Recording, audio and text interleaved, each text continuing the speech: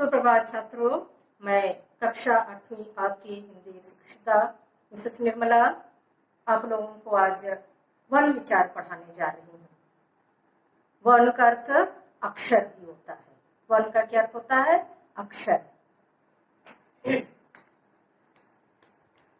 वर्ण विचार। वर्ण का अर्थ अक्षर,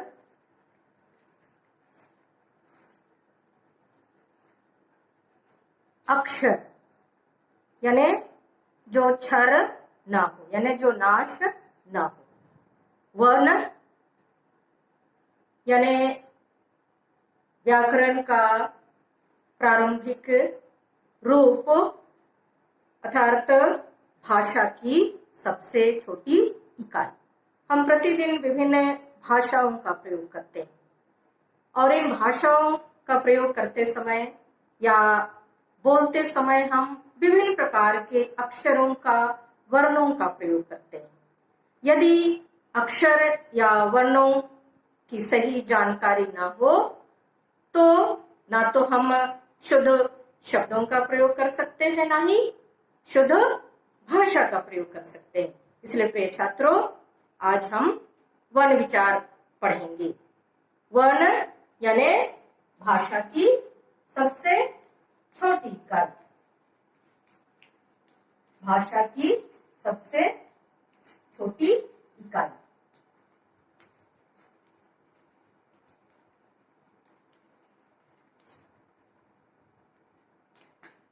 तो परिभाषा हो जाती है, भाषा की सबसे छोटी इकाई को वर्ण कहते हैं। भाषा की सबसे छोटी इकाई को वर्ण या अक्षर कहते हैं। वर्ण या अक्षर कहते हैं।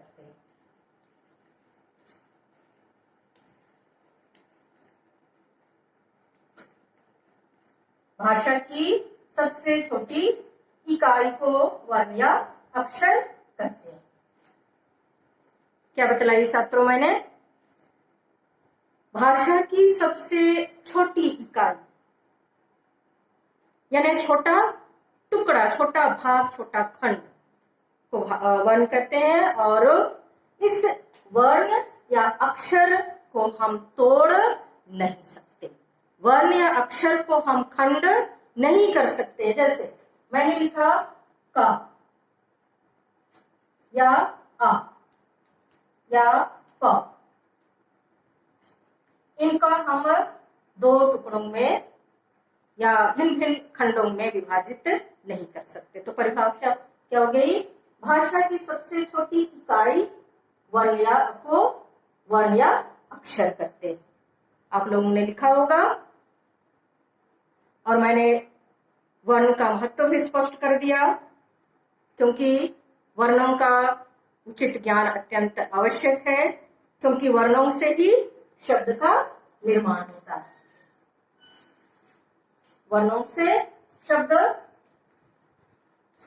का निर्माण होता है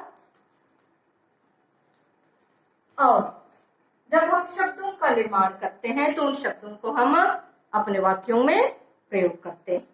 अतः अक्षरों का सही ज्ञान अत्यंत आवश्यक है और अक्षरों का सही ज्ञान प्राप्त करने से ही हम किसी भी शब्द का शाब्दिक अर्थ भी स्पष्ट कर सकते हैं। और एक बार मैं बता रही हूँ, भाषा की सबसे छोटी इकाई को वर्ण या अक्षर कहते हैं। अब आगे हम बढ़ेंगे वर्ण के भेद। वर्ण के भेद। वर्ण के दो भेद हैं।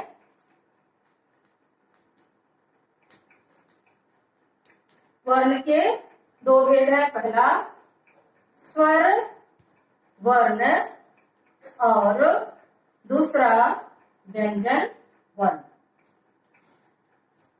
पहला हो गया स्वर वर्ण और दूसरा व्यंजन वर्ण। वर्ण के कितने भेद हैं? वर्ण के दो भेद हैं, स्वर वर्ण और व्यंजन वर्ण। मैं फिर से शुरू से बतला रही हूँ। वर्ण यानी भाषा की सबसे छोटी इकाई जिसके टुकड़े या खंड ना किए जा सके।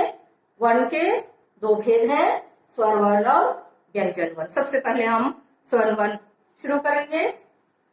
अब मैं आशा करती हूँ आप लोगों ने इसे लिख लिया होगा।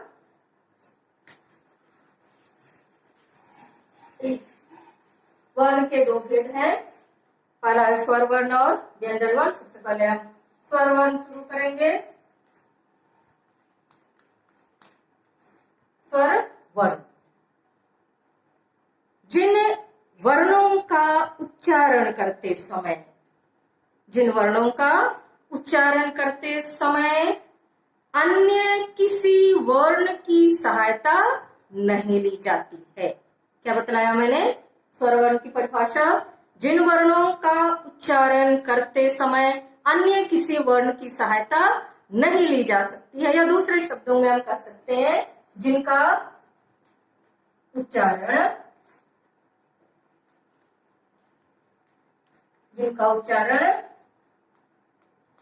स्वतंत्र रूप से होता है।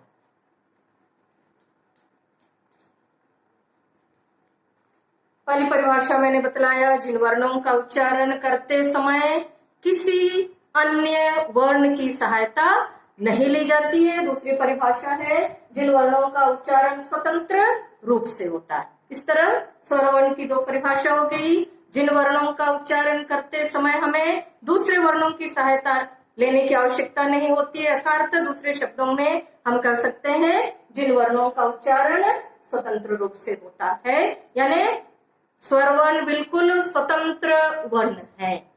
स्वर वर्ण दूसरे वर्णों पर आश्रित नहीं। स्पष्ट हो गया? और एक बार स्वर वर्ण की परिभाषा बतला रही हूं, आप सुनकर भी लिख सकते हैं। जिन वर्णों का उच्चारण करते समय किसी दूसरे वर्ण की सहायता नहीं ली जा सकती है, या जिन वर्णों का उच्चारण स्वतंत्र रूप से होता है, अर्थात जिनके उच्चारण में हमें दूसरे वर्णों की सहायता लेने की आवश्यकता नहीं पड़ती है, उसे स्वर वर्ण कहते हैं। स्पष्ट हो गया? आगे बढ़ते हैं।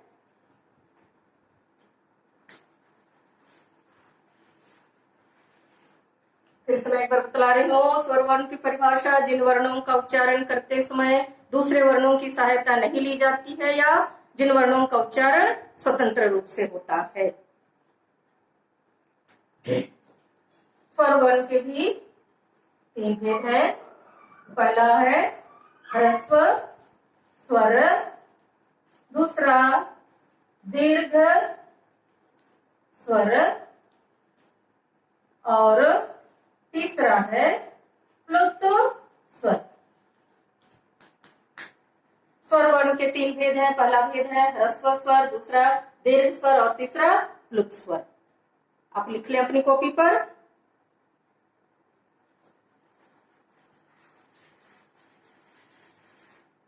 आशा है आप सबों ने लिख लिया होगा, और एक बार दोहरा रही हूं मैं। स्वर वर्ण के तीन भेद हैं, ह्रस्व स्वर, दीर्घ स्वर और प्लुत स्वर। सबसे पहले हम ह्रस्व स्वर क्या है ये पढ़ेंगे। ह्रस्व स्वर आपने पिछली कक्षा में भी पढ़ा था वर्ण के तीनों भेदों को। मैं फिर से इस कक्षा में वर्ण को फिर से दोहरा रही हूं, आप ध्यानपूर्वक सुने और समझने का प्रयास करें। ह्रस्व स्वर अर्थात जिन वर्णों का उच्चारण करने में, या जिन वर्णों का उच्चारण करते समय अत्यंत कम समय लगता है, या जिन वर्णों का उच्चारण अत्यंत कम समय में होता है, वे कहलाते हैं ह्रस्व स्वर।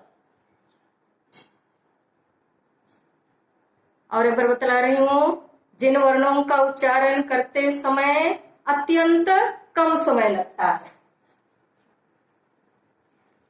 अत्यंत कम समय, जिन वर्णों का उच्चारण करते समय अत्यंत कम समय लगता है, वे क्या कहलाते हैं? ह्रस्व स्वर। वर्णों की कुल संख्या है 11। स्वर वर्णों की कुल संख्या है 11। इन 11 वर्णों में ही कुछ ऐसे वर्ण हैं जिनका उच्चारण करते समय अत्यंत कम समय लगता है, वे कहलाते हैं ह्रस्व स्वर। और इसके अंतर्गत 4 वर्ण आते हैं, अ, ई, उ और रे। ये 4 वर्ण है ह्रस्व स्वर वाले, जिन वर्णों का उच्चारण करते समय अत्यंत कम समय लगता है ह्रस्व स्वर कहलाते हैं। और ह्रस्व स्वरों की संख्या 4 है। अ ई उ रे। ह्रस्व स्वरों की संख्या कितनी है? 4। अ ई उ और रे। स्पष्ट हो गया यहां तक? आगे हम बढ़ेंगे दीर्घ स्वर।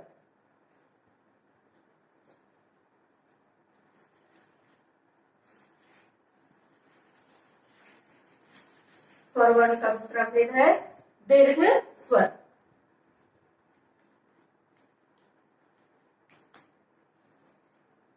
हमने अभी अभी पढ़ा ह्रस्व स्वरों की संख्या कितनी है? 4। तो बाकी कितने वर्ण बचे हमारे पास? स्वर वर्ण कितने हैं? 11। तो बाकी कितने वर्ण बचे? 7। 7 वर्ण बचे। तो यही 7 वर्ण दीर्घ स्वरों के अंतर्गत आते हैं। 7 वर्ण यानी 11 वर्णों में हम 4 घटा देंगे। 4 वर्ण किस में आ गए? ह्रस्व स्वर में। और बाकी जो 7 वर्ण है वे दीर्घ स्वर के अंतर्गत आएंगे। इसकी परिभाषा, जिन स्वरों के उच्चारण में या जिन स्वरों का उच्चारण करते समय ह्रस्व स्वर से दुगुना समय लगता है। दुगुना समय क्या बतलाया मैंने? जिन वर्णों का उच्चारण करते समय ह्रस्व स्वर से दुगुना समय लगता है वे दीर्घ स्वर कहलाते हैं। स्पष्ट हो गया? यानी ह्रस्व स्वर से दुगुना समय। ह्रस्व स्वर में हमको उच्चारण करते समय बिल्कुल कम समय लगता है, लेकिन दीर्घ स्वर में जिन वर्णों का हम उच्चारण करते हैं उनके लिए दुगुना समय, ह्रस्व स्वर से दुगुना समय लगता है। इस तरह परिभाषा होगी, जिन वर्णों का उच्चारण करते समय ह्रस्व स्वर से दुगुना समय लगता है वे कहलाते हैं दीर्घ स्वर। और एक बार परिभाषा में बता रही हूँ, आप सभी ध्यानपूर्वक सुनकर लिखिए। जिन वर्णों का उच्चारण करते समय ह्रस्व स्वर से दुगुना समय लगता है वे दीर्घ स्वर कहलाते हैं। और दीर्घ स्वरों की संख्या है 7। कितनी है? 7। दीर्घ स्वरों की संख्या 7 है। आशा है सबने परिभाषा लिख लिया होगा। दीर्घ स्वर की परिभाषा, जिन स्वरों का उच्चारण करते समय ह्रस्व स्वर से दुगुना समय लगता है उन्हें दीर्घ स्वर कहते हैं। दीर्घ स्वरों की संख्या 7 है। आ, ई, ए, ऐ, ओ, औ और उ। इसको हम क्रमानुसार लिखेंगे। आ ई, यहीं पर उ के बाद ए के बाद ऐ। 1 2 3 4 5 6 7 वर्ण हो गए। ह्रस्व स्वर कितने हैं? 4 और दीर्घ स्वर 7 हो गए। अ, आ, ई, उ, ए, ऐ, ओ, औ। और इस तरह दीर्घ स्वरों की संख्या 7, चूंकि इन वर्णों का उच्चारण करते समय हमें ह्रस्व स्वर से दुगुना समय लगता है। अब आगे बढ़ेंगे प्लुत स्वर। प्लुत स्वर तीसरा भेद है प्लुत स्वर। यहां तक स्पष्ट हो गया? दीर्घ स्वर जिन वर्णों का उच्चारण करते समय ह्रस्व स्वर से दुगुना समय लगता है वे दीर्घ स्वर कहलाते हैं। उदाहरण है, इनकी संख्या है 7। उदाहरण, आ, ई, उ, ए, ऐ, ओ, औ। स्पष्ट हो गया? अब आगे हम बढ़ेंगे प्लुत स्वर।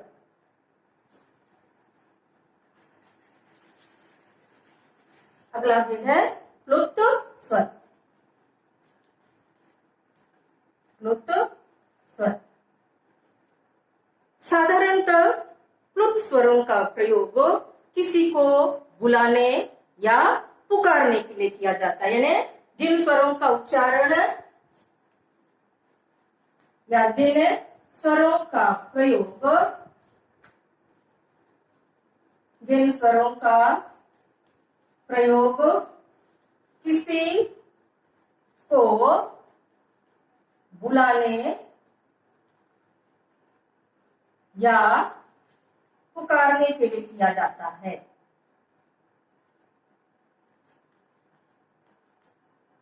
पुकारने के लिए किया जाता है।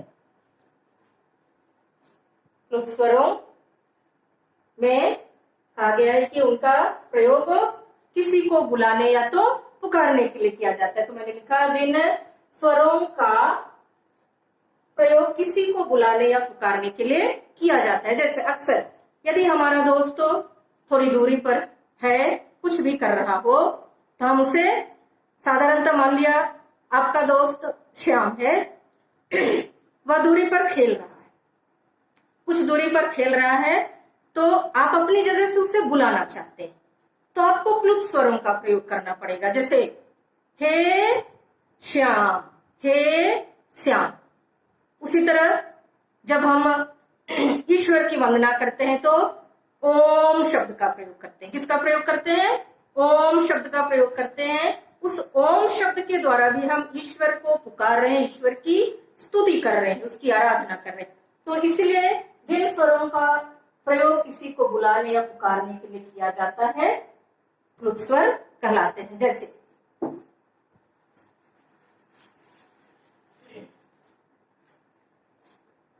ओम,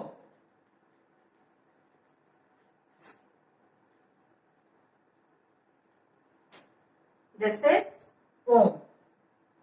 जब हम इस ओम शब्द का उच्चारण करते हैं तो बीच में अवग्रह चिन्ह आता है। कौन सा चिन्ह है ये दोनों? अवग्रह चिन्ह।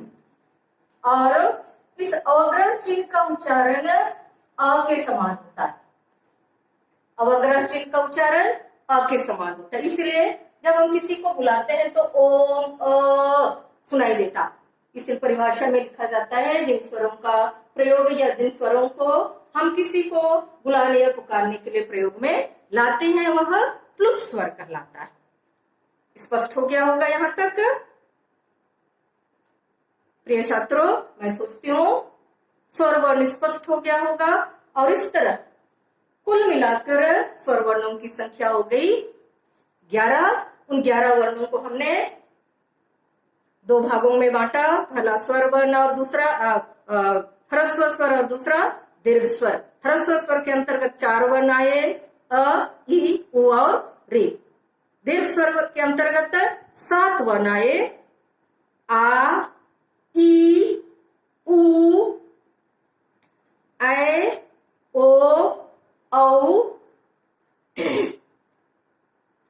और एक बार बता रही हूं, दीर्घ स्वरों में आ, ई, ओ, उ, ए, ऐ, ओ, औ। 7 वर्ण आए, आ, ई, उ, ए, ऐ, ओ, औ। इस तरह 7 वर्ण हो गए दीर्घ स्वर के। उसके बाद आता है प्लुत स्वर। प्लुत स्वरों का प्रयोग किसी को बुलाने या पुकारने के लिए होता है। जैसे अभी हमने उदाहरण स्पष्ट किया। यदि हम ओम शब्द का प्रयोग करते हैं तो ओ के बाद अवग्रह चिन्ह है, ये अवग्रह का उच्चारण अ की भांति होता है। आशा स्पष्ट हो गया होगा। उसके बाद हम आएंगे व्यंजन वर्ण।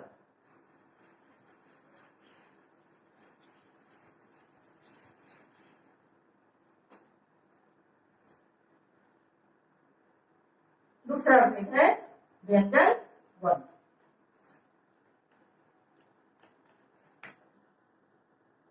व्यंजन वर्ण जिन वर्णों का उच्चारण करते समय, व्यंजन वर्ण की परिभाषा है जिन वर्णों का उच्चारण करते समय हमें स्वर वर्णों की सहायता ली जाती है, या दूसरे शब्दों में हम कहें जिनका उच्चारण स्वतंत्र रूप से नहीं होता।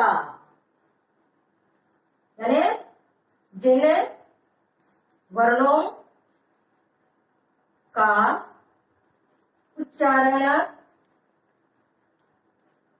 करते समय, जिन वर्णों का उच्चारण करते समय स्वर वर्णों की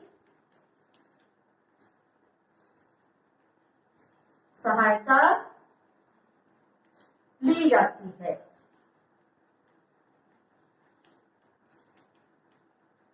जिन वर्णों का उच्चारण करते समय स्वर वर्णों की सहायता ली जाती है। आप सभी अपनी कॉपी पर लिख लें व्यंजन वर्ण की परिभाषा। जिन वर्णों का उच्चारण करते समय स्वर वर्ण की सहायता ली जाती है, या दूसरी परिभाषा हम कर सकते हैं जिनका उच्चारण स्वतंत्र रूप से नहीं होता।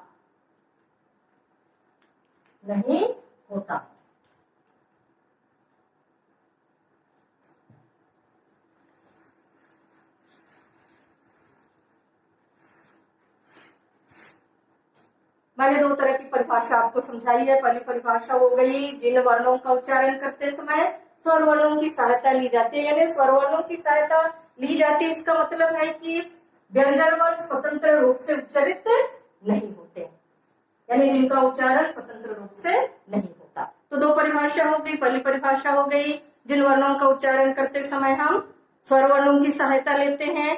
दूसरी परिभाषा हो गई जिन वर्णों का उच्चारण स्वतंत्र रूप से नहीं होता, यानी स्वतंत्र रूप से नहीं होता, इसका मतलब इन वर्णों के साथ व्यंजन वर्णों के साथ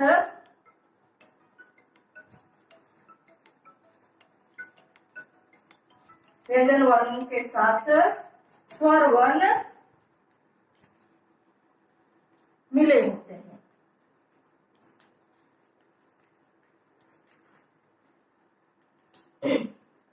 व्यंजन वर्णों के साथ स्वर वर्ण मिले होते हैं। जैसे मैं लिखती हूं क, ख, ग, घ, अंगा।